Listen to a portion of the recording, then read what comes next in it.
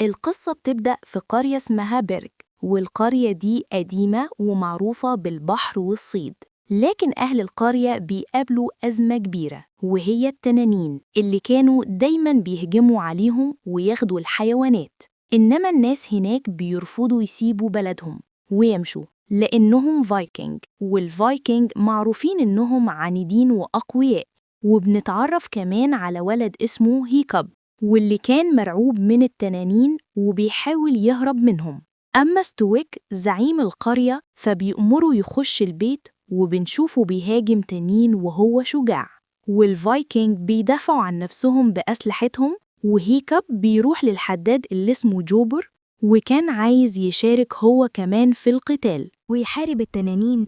وهيكب بيشوف بنت حلوة مشاركة في القتال اسمها أستريد، وهيكب كان نفسه يقتل تنين عشان يخلي أستريد تبصله بإعجاب. لكن جوبر قال له: أنت مستحيل تدخل معركة لأنك ضعيف ومش قادر حتى ترفع مطرقة، أقصى حاجة تعملها إنك تسن السيوف وخلاص. وهيكب بيتضايق وبيقول في يوم من الأيام هطلع وحارب التنانين، لأن ده أهم شيء عند أهل القرية. وفجأة تنين النايت فيوري بيهاجم على المكان، وده أقوى تنين موجود وعمره ما اتشاف قبل كده، ودايماً بيضرب من بعيد ويسيب الهدف بتاعه. وهيكب نفسه يكون أول واحد يقتل النايت فيوري، فبيستغل خروج جوبر وبياخد سلاح كان عامله بنفسه علشان يهاجم بيه النايت فيوري. وفعلا هيكب يفضل يتابع التنين في السماء ويستنى اللحظة الصح، ولما يلاقي الفرصة يهجم عليه بالسلاح. والمفاجأة إنه يقدر يوقعه على الأرض، لكن يظهر وراه تنين تاني هاجمه ويجري وراه وبيحاول يولع فيه بالنار، وكان خلاص هيقتله. بس ستويك بيتدخل بسرعة ويهجم عليه ويضربه كذا ضربة قوية لحد ما التنين يفلت منه ويطير بعيد. وبعدها التنانين يشوا بعد ما سرقوا الحيوانات اللي قدروا يشيلوها. وساعتها بنعرف إن ستويك زعيم القرية هو أبو هيكب، وبيقرر يعاقبه عشان دخل القتال. وهيكب بيقول له إنه أصاب تنين النايت فيوري، بس ستويك مش بيصدق كلمة من اللي قالها، وبيسكت ابنه ويقول له إنه مشغول. وبعدين أنا مهمتي أوفر أكل للقرية، وإنت كنت هتسبب مصيبة. أنا بطلب منك تسمع كلامي وما تدخلش أي معركة مع التنانين. إنت عندك مميزات كتير غير قتل التنانين. وهاكب ما كانش عاجبه كلام أبوه، وكان نفسه يثبت للكل إنه مش ضعيف. جوبر بياخده عشان يمشوا، وأهل القرية بيتريقوا على هاكب لأنهم مش مصدقين إنه أصاب تنين النايت فيوري. وهاكب بيقول لجوبر: أنا فعلاً صبت التنين، لكن أبويا مش بيصدقني ولا سمعني. جوبر يرد عليه ويقول: أبوك بس عايزك تبقى طبيعي وما تعملش حاجة أنت مش قادر عليها. لكن هيكب يرفض كلامه ويدخل البيت، وبعدها ستويك يجمع أهل القرية وبيقول لهم: إحنا لازم نطلع في البحر ونلاقي عش تنانين علشان نتخلص منهم وما يرجعوش يهاجمونا تاني. مسألة القرية بيكونوا خايفين يطلعوا في مهمة زي دي، وكلهم بيرفضوا ينضموا لستويك. فستوك بيقول لهم: اللي هيفضل موجود في القرية هيرعى هيكب. فساعتها كل أهل القرية بيوافقوا وييجوا مع ستوك علشان محدش حابب يرعى هيكب. وبعدها ستوك بيسأل جوبر: المفروض أعمل إيه مع هيكب؟ فجوبر بينصحه وبيقول له: إحنا لازم ندربه، علشان أنت مش دايما هتكون موجود علشان تحميه، فلازم يعتمد على نفسه ويتعلم إزاي يقاتل التنانين. وبعد تفكير ستوك بيوافق على الفكرة، وبنروح لهيكب اللي خرج للغابة لوحده عشان يدور على تنين النايت فيوري اللي وقع هناك، وفعلا بيقدر يلاقيه على الأرض ومش بيتحرك. وساعتها بيفرح إنه اصطاد النايت فيوري، بيقرب منه وهو ماسك السكينة عشان يخلص عليه، لكن أول ما يبص في عينه بيتأثر وما يقدرش يقتله، فيتراجع ويقرر يحرره ويقطع الحبال اللي ماسكاه. وأول ما التنين اتحرر يهجم على هيكب، وكان ممكن يموته بس ما بيعملش كده. وساعتها بنلاحظ إنه بيطير بصعوبة، وهيكب ياخد نفسه بعد ما افتكر إنه خلاص انتهى. ولما يرجع البيت أبوه يفاجأ ويقوله: أنا قررت تخش تتعلم محاربة التنانين، ويديله الفرصة. ولما يرجع البيت أبوه يتفاجئ ويقوله: أنا قررت تخش تتعلم محاربة التنانين، ويديله فاس عشان يتدرب بيه، وبيقوله: جه الوقت تبقى زينا. وهيكب كان متردد لأنه بيخاف من التنانين، خصوصاً بعد ما شاف النايت فيوري قريب، لكنه وافق على كلام أبوه. وتاني يوم هيكب ينضم لزمايله في التدريب، وجوبي يقول للطلبة إنه ورا الأبواب دي في كذا تنين محبوس. وجوبر يحرر تنين ضعيف اسمه جرونكل علشان الطلبة يجربوا يقتلوه. وجوبر يديهم التعليمات ويقول لهم أهم حاجة تمسكوا الدروع، لأن الدرع أهم من السيف. وجرونكل يقدر يوقع 2 من الطلبة فيتم استبعادهم من التدريب، والباقي يبدأوا يخبطوا على الدروع. وبيعملوا دوشة عشان بالطريقة دي يشتتوا التنين، وجرونكل يطلق النار بتاعته على شوية طلاب تانيين ويخرجهم، وما يفضلش غير هيكب وأستريد البنت اللي هو معجب بيها. وجرونكل كان هيموت هيكب، لكن جوبر أنقذه بسرعة وقال له اوعى تثق في أي تنين لأنها دايما بتفترس الفريسة. وبيرجع التنين للسجن، وهيكب بعد الكلام ده بقى عنده فضول يعرف ليه النايت فيوري مرضيش يقتله، فبدأ يدور عليه تاني في الغابة ويتتبع الآثار لحد ما يلاقيه مش قادر يطير ولا يخرج من الوادي. وساعتها هيكب قرر يرسمه ويفهم إن سبب عجزه عن الطيران إن جزء من جناحه ناقص. وبعدها يفتح كتاب التنانين عشان يعرف تفاصيل أكتر عن النايت فيوري، لكنه يلاقي معلومات عن كل التنانين ما عدا النايت فيوري، وده لأن محدش قابله قبل كده، وما كانش مكتوب غير إن اللي يقابله لازم يهرب فوراً لأنه تنين شديد الخطورة، ولو صادفك فإما تتخبى يا إما تدعي ما تموتش. وفي نفس الوقت ستويك ومعاه الفايكنج كانوا خرجوا بسفنهم للبحر بيدوروا على عش التنانين، ولما دخلوا منطقة مليانة دخان اتهاجموا على طول. وفي الوقت ده هيكوب كان بيشارك في التدريب، وكالعادة كان ضعيف وخايف وعلى طول بيجري، لكن أستريد قدرت تهاجم الهجمة الصح على التنين، وبتقوله لهيكوب حاول تاخد الموضوع بجدية وتقرر هل هتكون مقاتل ولا لأ. وهيكوب بعد كده يروح للوادي عشان يدي سمكة للنايت فيوري، بس النايت فيوري ما كانش واثق فيه عشان السكينة اللي معاه، فهيكوب يرمي السكينة بعيد عشان يوريله إنه جاي بسلام، وساعتها النايت فيوري يثق فيه وياكل نص السمكة ويدي النص التاني لهيكوب، وهيكوب ابتدى يحبه وهم بيشاركوا الأكل.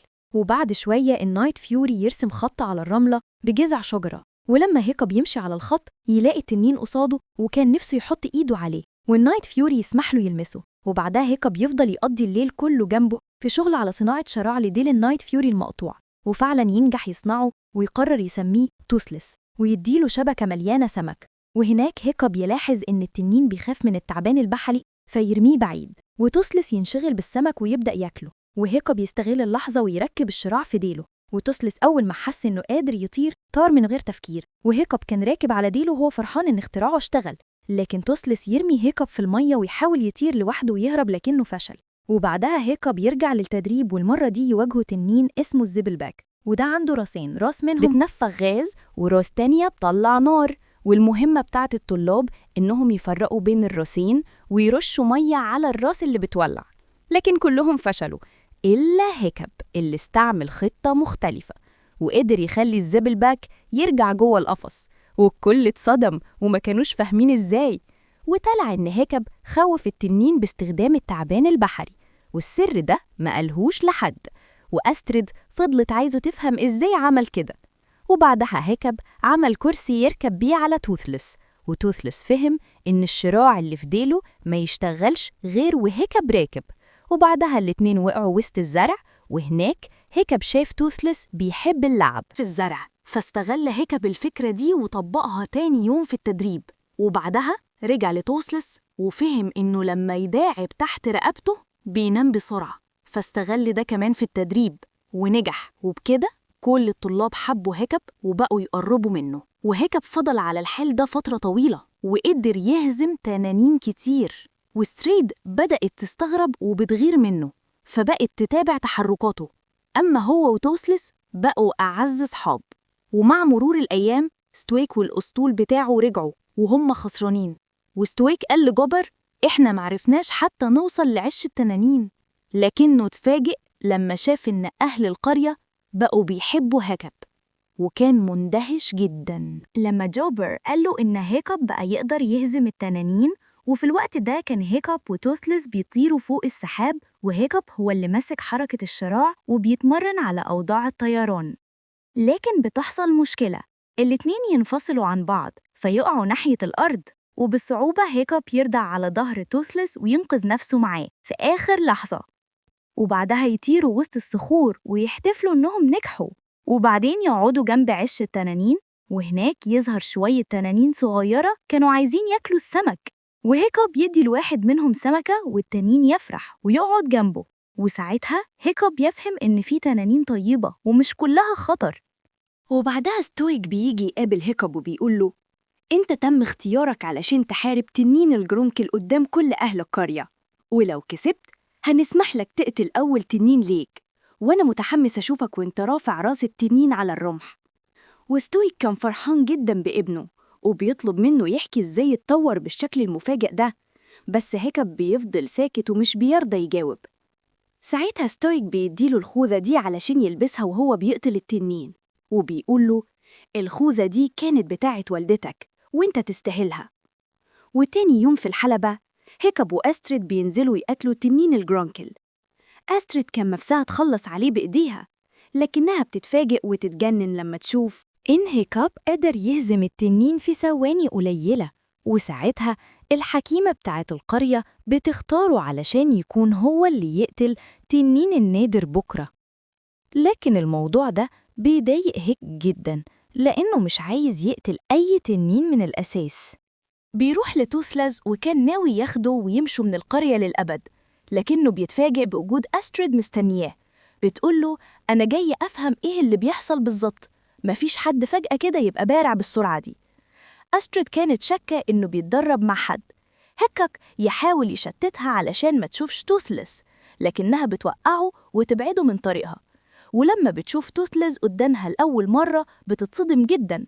توثلز على طول كان عايز يهجم عليها، بس هيكك بسرعة يمنعه ويهديه ويقوله دي واحدة مش خطر.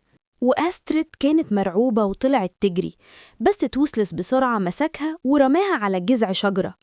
هيك قال لها: استني، اديني فرصة أشرح لك كل حاجة، وطلب منها تركب معاه على ظهر توثلز. هي كانت مترددة في الأول، لكن في الآخر وافقت وركبت وراه. توثلز طار جيهم بعيد، وأستريد بدأت تبطل خوف وابتدت تفرح من المنظر اللي حواليها. هي كان مبسوط أكتر لأنها من غير ما تحس حضنته من الخوف. بس فجأة دخلوا جوه سحابة دخان تقيل، ولما خرجوا لقوا نفسهم قريب من عش التنانين. شافوا عدد مهول من التنانين، وكل واحد فيهم شايل الفريسة اللي اصطادها. توثلز طار معاهم لحد ما وصلوا لمكان غريب في قلب الجبل، وهناك شافوا حاجة أغرب. كل التنانين كانت بترمي الفريسة اللي اصطادوها جوه حفرة ضخمة، وبيظهر إنها مخبية جواها تنين عملاق اسمه الموت الأحمر. كل الأكل اللي التنانين الصغيرة بتسرقه من القرية كانوا بيرموهوله، ولو التنين ده مشبعش بياكلهم هم. وهنا اتضح إن سبب هجوم التنانين المستمر على القرية مش طمع، لكن علشان يفضلوا عايشين قدام الوحش ده. بس المشكلة إن الموت الأحمر شم ريحة بشر وكان على وشك يهاجمهم. هيك وأستريد بسرعة عرفوا يهربوا بالعافية. أستريد من كتر الصدمة قالت لازم ترجع وتقول لستويك عن اللي شايفته، لكن هيك وقفها وقال لها إن لو أبوها عرف بالموضوع هيقتل توثلز. أستريد استغربت جدا وقالت له: إزاي يعني؟ ده إحنا لسه مكتشفين عش التنانين وإنت عايز تخبيه؟ أستريد وقتها انفجرت فيه وقالت له: إزاي يا هيك؟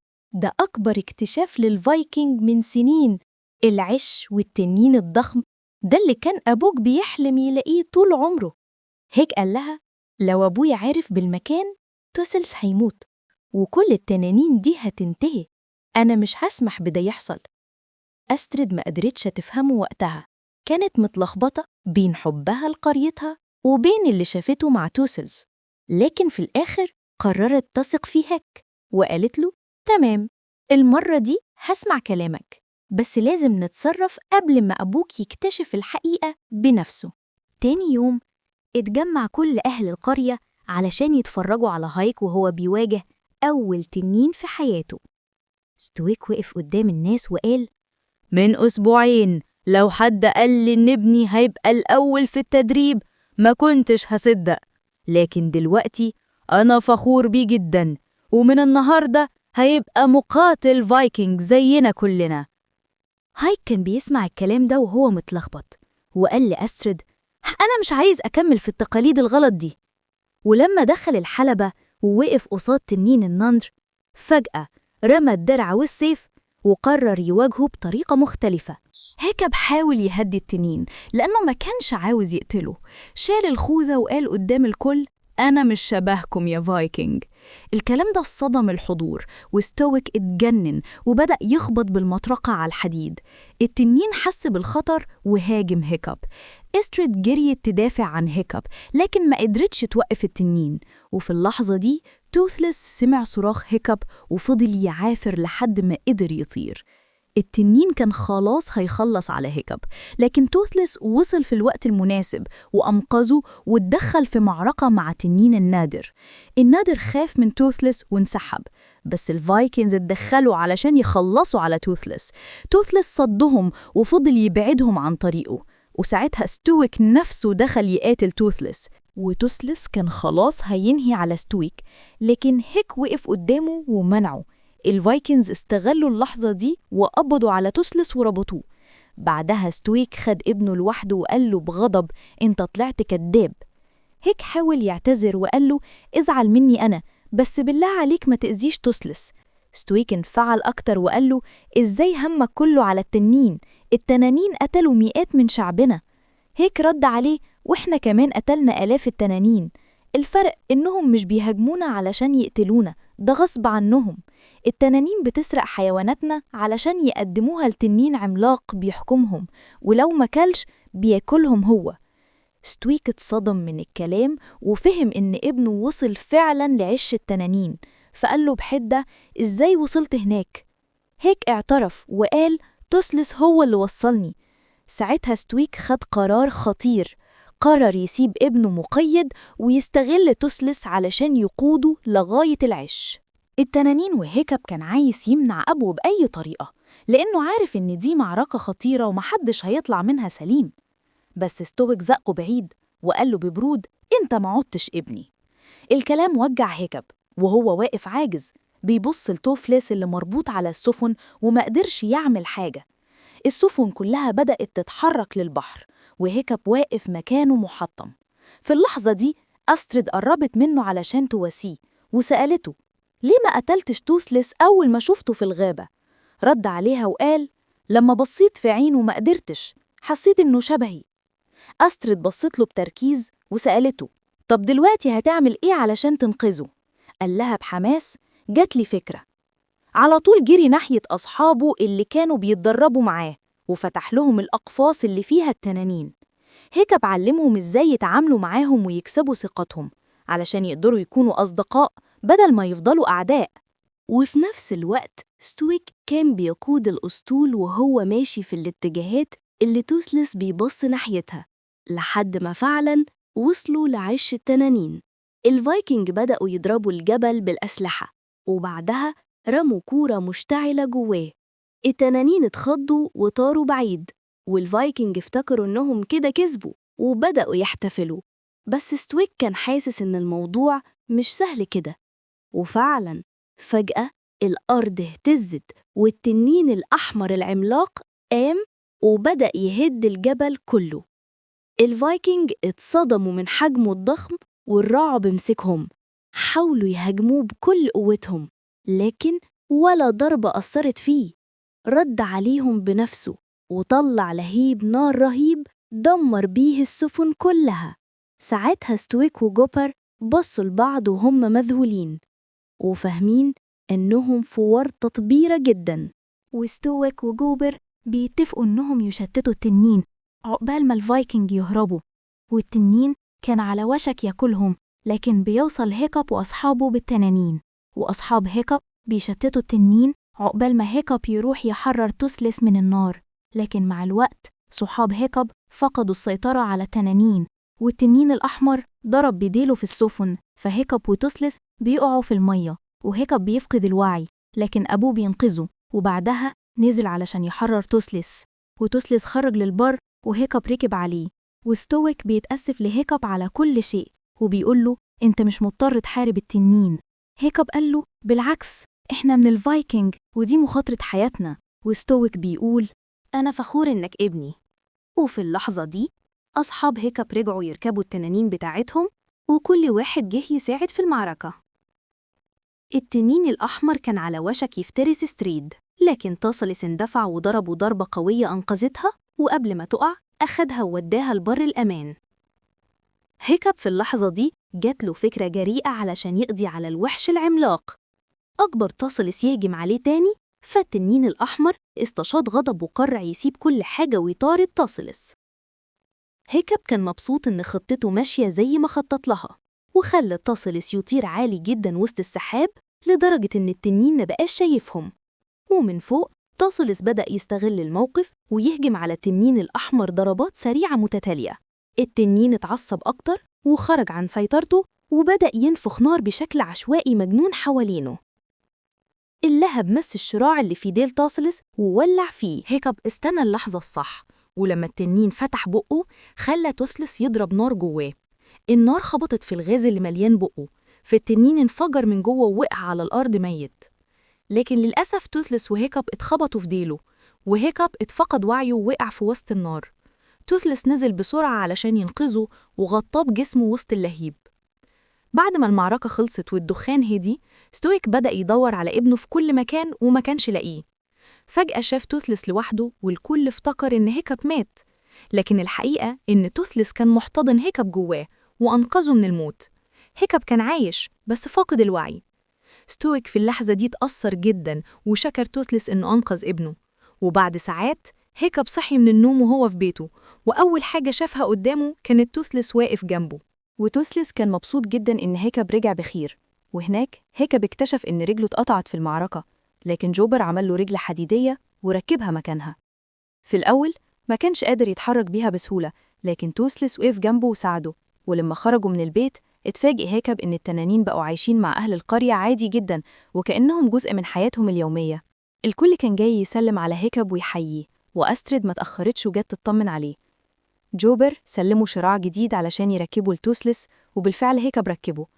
ومن اللحظة دي قرية بيرج دخلت عهد جديد من السلام بين البشر والتنانين. وبدأ هيكاب وأصحابه يطيروا مع التنانين بتوعهم بحرية. وبعد مرور 5 سنين على الصلح اللي جمع بين الطرفين، ظهرت رياضات جديدة ومنافسات مثيرة زي سباقات التنانين وتحديات الفرسان معاهم.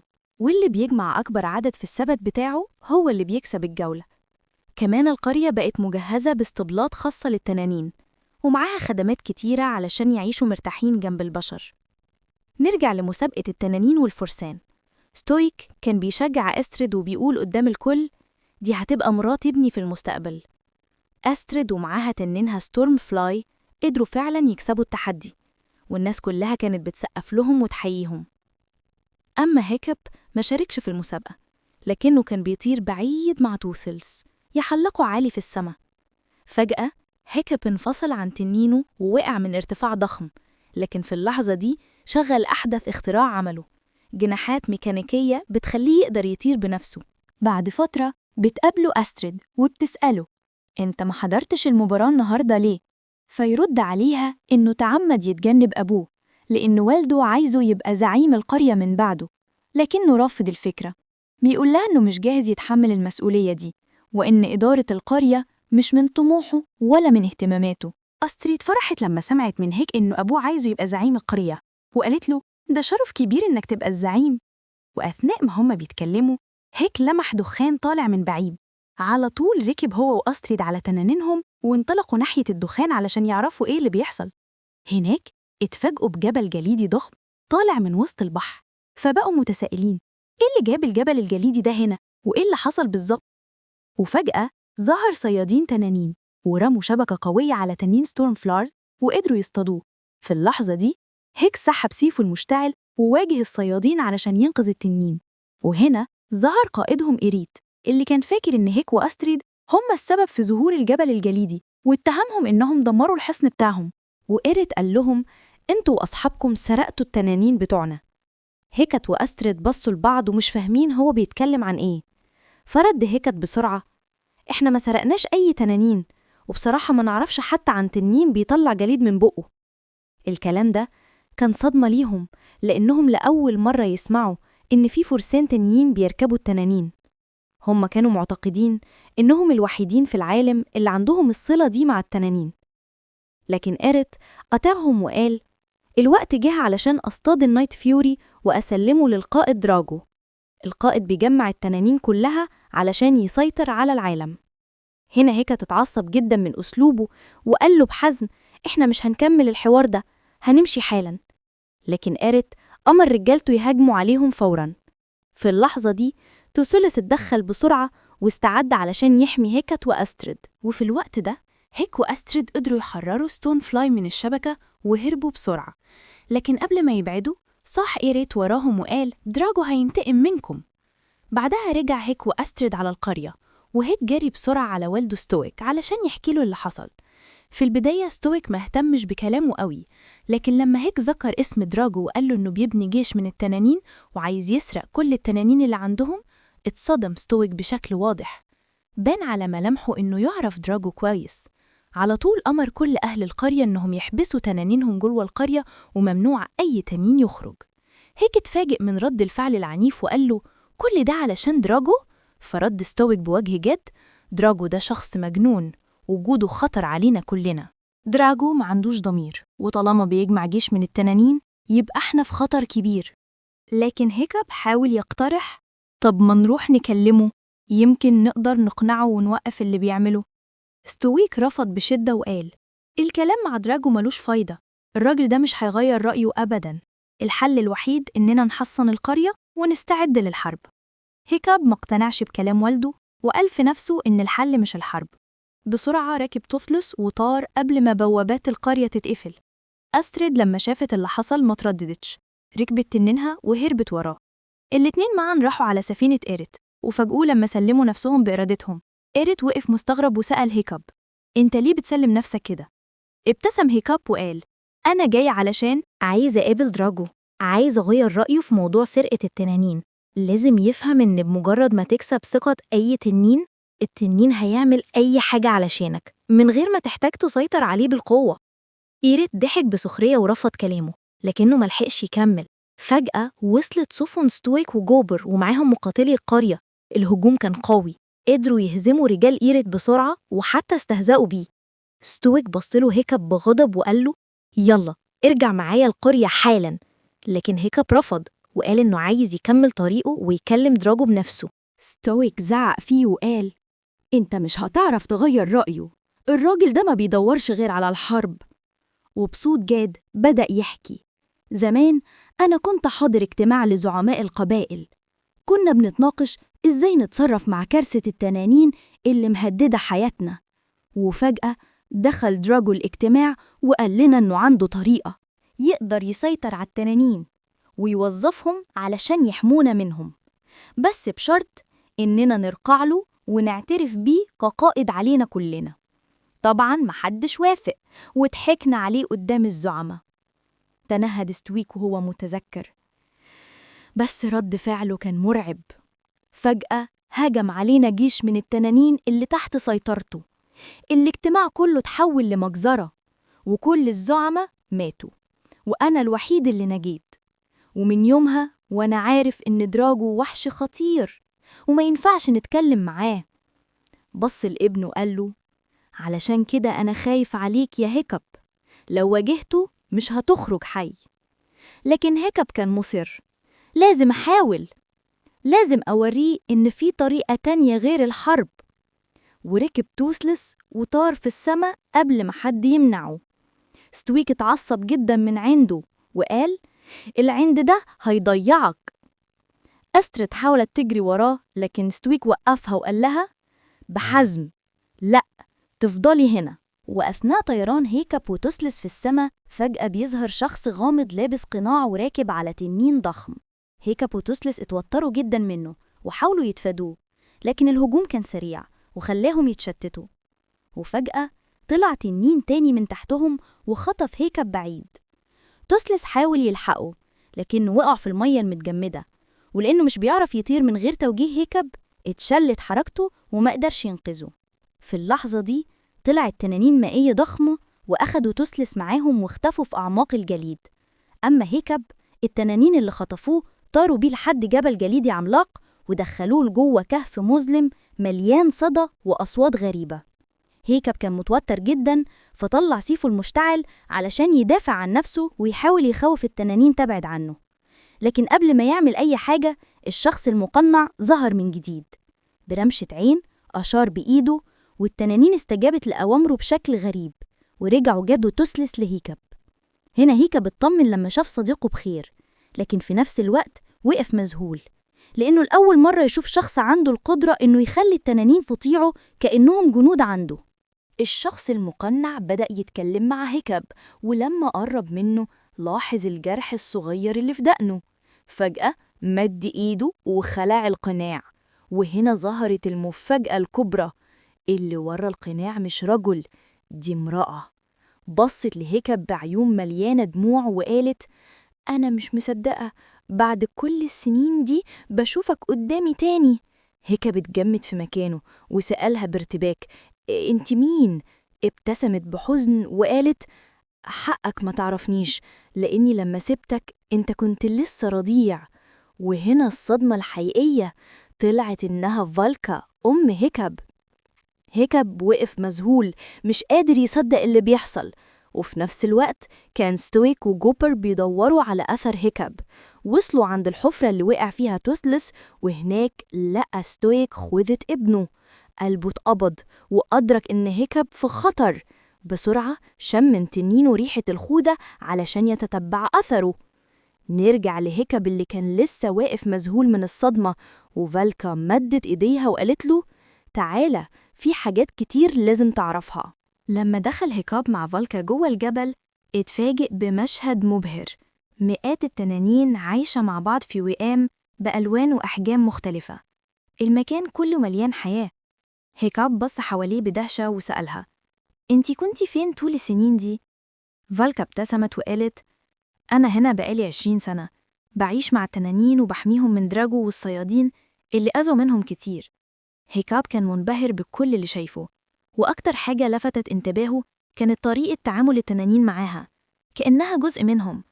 توثلس نفسه قرب منها وهي بدأت تلعب معاه بابتسامة، وقالت: واضح إن توثلس عنده نفس عمرك تقريباً، 20 سنة، وغالباً ده آخر واحد من فصيلته.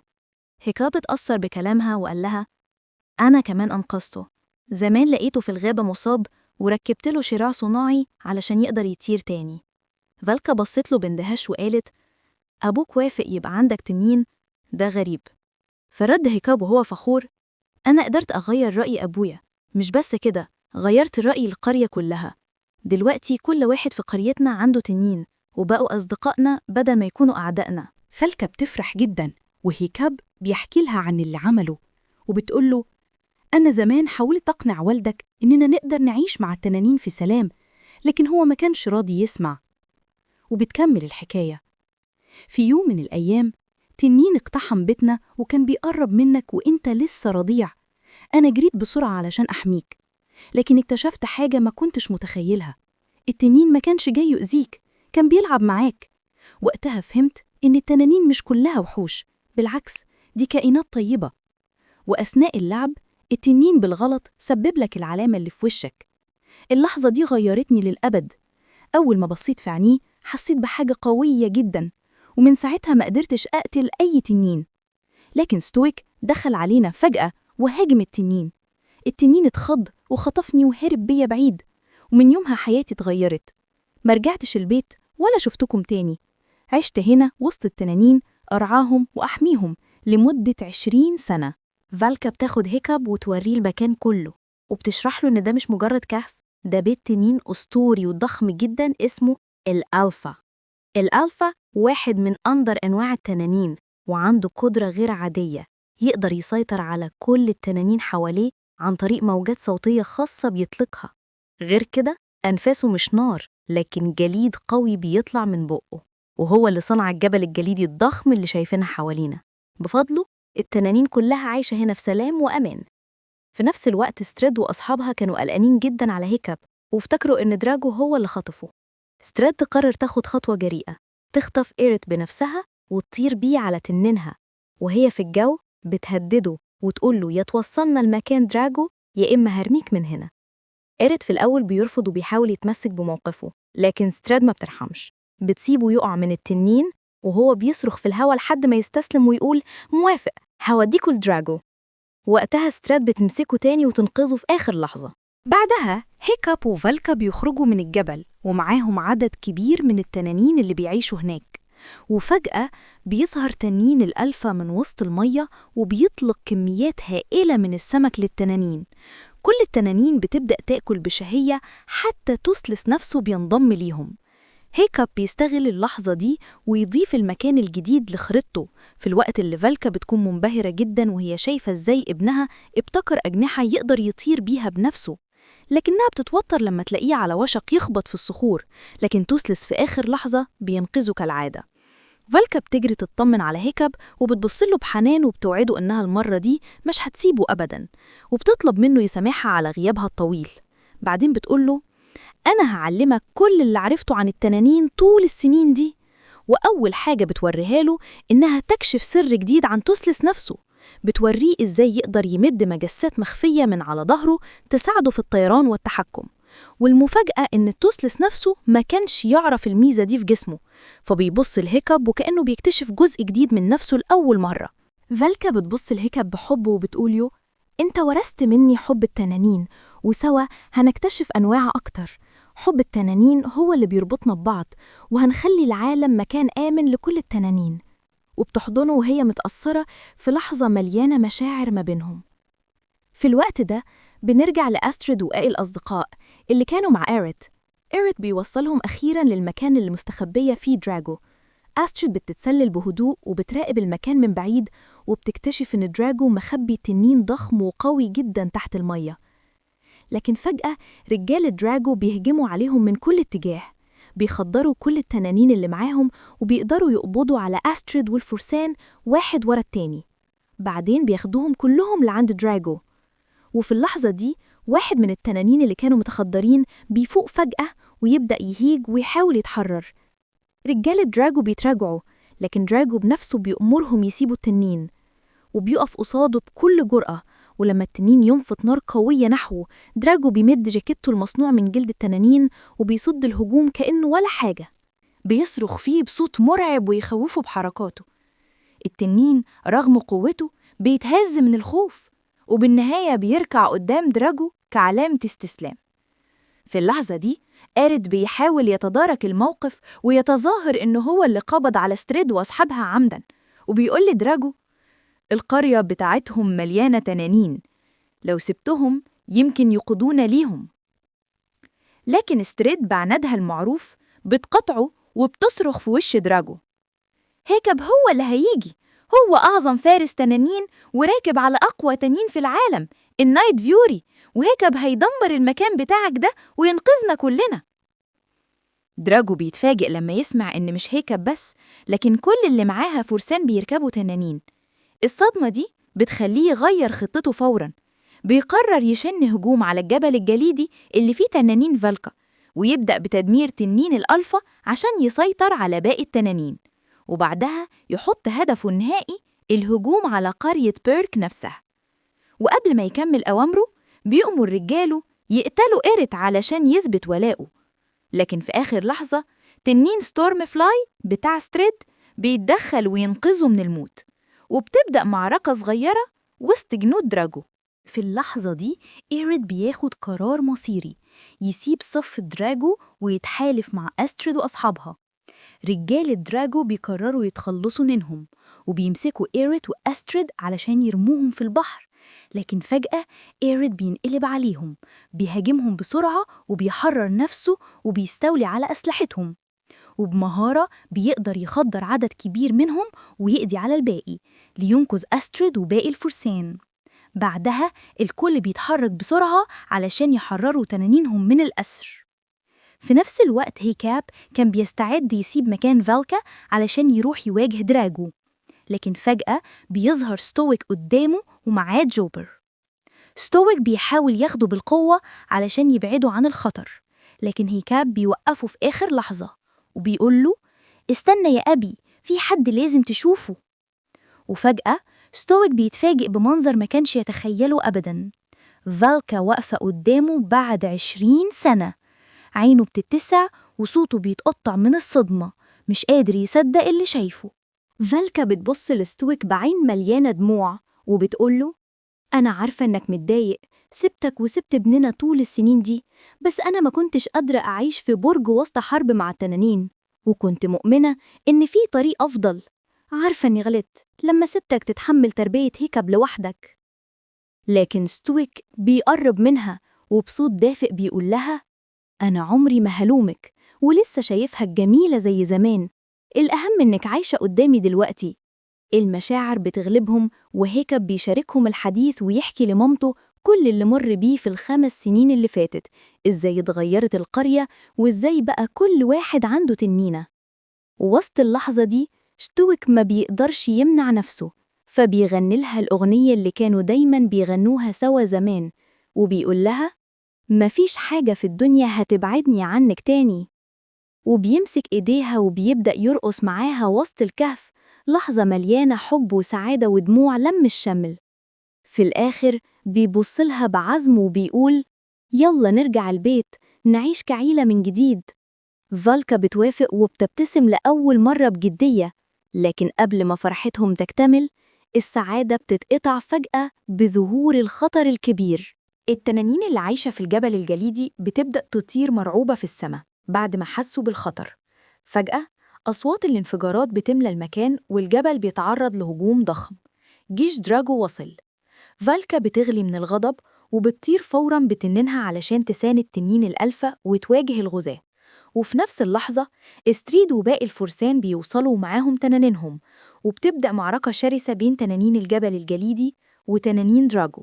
جيش دراجو كان مستعد كويس جداً، مجهزين فخاخ معقدة عشان يصطادوا التنانين بسهولة، وفعلاً بيوقعوا عدد كبير منهم. لكن استريد والفرسان بيتدخلوا بسرعة وبيهجموا على الفخاخ ويدمروها واحدة ورا التانية، وبيحرروا التنانين من الأسر. في النص ده هيكب وتوسيليس بينضموا للمعركة وميزان القوة بيتغير. التنانين الحرة بتبدأ تتفوق على جنود دراجو. فالكا بتظهر وسط القتال راكبة تنينها وبتدي أمل أكبر للتنانين. وبعدها بيظهر تنين الألفا الضخم من تحت المية مشع قوته المرعبة. لكن بدل ما يخاف، دراجو بيبتسم ابتسامة مليانة خبز، لأنه كان منتظر اللحظة دي بالذات. ده كان هدفه من البداية. دراجو بيكشف عن سلاحه القوي، تنين ألفا أسود بيقلب موازين المعركة. هو يهاجم فالكا وستويك يتدخل وينقذها، وبعد كده تبدأ مواجهة ضخمة بين الألفا الأبيض لفالكا والألفا الأسود لدراجو. بعد بداية متكافئة ينتصر الألفا الأسود ويقتل الأبيض، ثم يطلق موجات صوتية تسيطر على باقي التنانين. دراجو يستغل السيطرة ويؤمر التنانين بمهاجمة الجميع، وفي وسط الفوضى هيكب يحاول يواجهه بالحوار ويسأله: إيه اللي هتحققه من قتل التنانين؟ هيكب بيقولوا إن التنانين دي مخلوقات طيبة وممكن تعيش بسلام مع البشر، لكن دراجو بيكشف جرحه القديم ويقول إن قريته اتقطعت بسبب التنانين.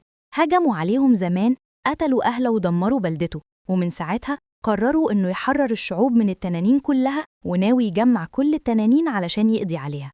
هيكب بيقود ويقول له إن في قريته البشر والتنانين عايشين سوا بسلام، وبيقترح عليه يروح يشوف قريته بنفسه عشان يقتنع. لكن دراجو اللي مجنون بغضبه بيرفض الكلام ده تماماً. بعدين بيخلي الألفا الأسود يفرض سيطرته على توسلس. في البداية توسلس بيقاوم بكل قوته، لكن في الآخر بيسقط تحت تأثير سيطرة الألفا، ودراجو بيأمره يهاجم ويقتل. هيكب وتوثلس وهو تحت سيطرة الألفا الأسود كان هيهجم ويقتل هيكب فعلاً، لكن ستويك بيتدخل في آخر ثانية وبياخد الضربة بدل من ابنه. للأسف ستويك بيموت في الحال، ولكن دراجو مش بيهتم مين اللي وقع ضحية، وبيكمل طريقه من غير أي رحمة. هيكب بينهار من الصدمة، مش قادر يصدق اللي حصل، وتوثلم بيرجع لوعيه ويحاول يقرب علشان يطمن على ستويك، لكن هيكب المنكسر بيصرخ فيه ويبعده عنه وبيأمره يمشي. في الوقت ده تنين الألفا بيجمع كل التنانين ويسيطر عليهم، وتوسلس رغم محاولته يهرب بيرجع دراجو يمسكه ويحطه تاني تحت سيطرة الألفا. بعد كده دراجو بيتجه مباشرة ناحية قرية بيرك، هدفه إنه يسيطر على باقي التنانين هناك. المشهد بينتقل لمراسم جنازة مؤثرة لستويك اللي بيدفن على متن مركب وسط نيران الوداع، وأهل القرية كلهم بيبكوا رحيل ملكهم العظيم. هيكب غرقان في الندم والحزن الشديد على فقدان والده. أمه بتجي تقرب منه وتواسيه وتقول له إن توسلس ملوش ذنب لأنه ما كانش في وعي وقتها، وإن أبوه كان دايماً نفسه هو يبقى الزعيم. كلامها بيشد من عزيمته وهيكاب يبدأ يسترجع شوية قوة وإيمان. أنا عمري ما كنت عايز أبقى زي بابا، كنت فاكر إن العظمة والشجاعة دي مش ليا، بس من النهاردة هجرب أبقى زيه. بيعلن قدام أصحابه دلوقتي أنا الزعيم اللي هيحمي قريته، وبياخدهم معاه. هنروح ننقذ قريتنا. بيركبوا على التنانين الصغيرة ويطيروا ناحية بيرك، واكتشافهم إن التنانين الصغيرة مش تحت سيطرة الألفا بيعطيهم أمل جديد. المشهد بينتقل لدراجو اللي وصل بالفعل لقرية بيرك، وده بيخلي المهمة أكتر إلحاح وخطورة. دراجو نجح في السيطرة على كل التنانين اللي في القرية، ووقف قدام الناس وقال لهم قائدكم مات ومفيش حد يقدر يحميكم دلوقتي. في اللحظة دي وصل هيك ومعاه فريقه، ودراجو أمر رجاله يشتتوا الألفا عشان يفتح له فرصة. فعلا رجالة نفذوا الأمر وشتتوا انتباه الألفا، ودراجو راح يقابل توسلس اللي كان راكب عليه. وهو واقف جنب التنين اتكلم معاه بصوت هادي ومليان ندم، واعتذر لتوسلس عن الطريقة اللي اتعامل بيها معاه قبل كده. قال له انت كنت دايما صديق غالي عليا، وحط ايده على راسه كلفتة مسالمة. في اللحظة دي حصلت المفاجأة. توسلس فاق فجأة وخرج من تحت سيطرة الألفا، وبدون تردد رمى دراجو من فوق ظهره. توسلس وقع بعدها على الأرض، وبينما الكل متوتر هيك قفز وراه بسرعة وقدر يوصل له، وبضربة سريعة غطى عين توسلس بكفه عشان يمنع الألفا من استخدام موجاته الصوتية ويستعيد السيطرة تدريجياً. بعدها اتحدوا سوياً واستعدوا يردوا الضربة. بيعلن هزيمته والكل بيحيي الزعيم هيكاب وبيحتفلوا بالانتصار ده، وكل التنانين بتنحني لتوسلس وبيعتبروه تنين الألفا الجديد. وهيكاب بيشكر توسلس وهو بيلعبوا سوا، وكل فرد من القرية بيرجع له التنين بتاعه. وهيكاب بيخلي إيريت ياخد تنين سكال كراشرلي، وده كان التنين الخاص بستويك. وإيريت بيشكره وبيقول له ده شرف كبير. والحكيمة بتاعة القرية بتعلن إن هيكاب هو الزعيم الجديد، وكل حاجة بترجع لطبيعتها، وبيعملوا تمثال لستويك. وهنا نكون وصلنا لنهاية أول جزئين من سلسلة أفلام How to Train Your Dragon، واستنونا في ملخص الجزء الثالث. ما تنسوش تدوسوا لايك وساعدونا نوصل للحلقة دي 1000 لايك، وباي.